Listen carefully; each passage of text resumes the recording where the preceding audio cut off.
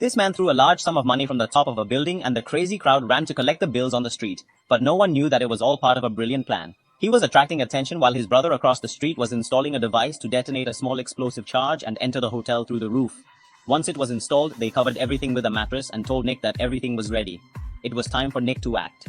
He pretended to jump, causing screams from the crowd. Then John pulled the bomb switch, using the noise to muffle the explosion. Nick breathed a sigh of relief, but it was only the beginning. He then asks Leah for a cigarette to calm his mind. The negotiator hands Nick her last cigarette and asks him to leave half. However, when Leah takes her half of the cigarette, she hands it to her co-workers in the room and asks them to check his fingerprints. Meanwhile, John and his colleague cross the large hole to the ventilation ducts and forcefully stop the fan with a crowbar so they can pass. Then they enter the code to take the elevator to the top floor. They enter the elevator shaft and go down until they reach the floor of the jewelry room. Now they need to get through the surveillance area. John uses a skateboard and covers himself with a cloth that is the exact color of the floor. How many security guards watch Nick's news on TV without realizing someone is walking behind them? When they reach the blind spot of the security cameras, John takes a picture of the room's view, prints it out, and clips it to a clip, placing it in front of the camera to make it look real. But their joy is cut short when they encounter a problem.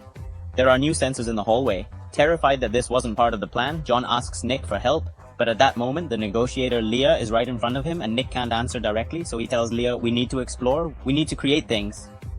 John doesn't understand a word, but luckily his girlfriend realizes that it's an instruction to freeze the heat sensor, so they grab a fire extinguisher and use it to freeze the air as they make their way down the hallway. Then they throw everything on the sensor to freeze it completely, and that's how they make it to the door to the vault room. Then they grab their tools and prepare to enter through the ventilation shaft. Meanwhile, the police were able to identify Nick from his fingerprints on the cigarette. It turns out that Nick is an ex-cop who was caught stealing diamonds and had recently escaped from prison. They also knew that a local tycoon was going to hold a diamond auction at the hotel. The sheriff called the head of security.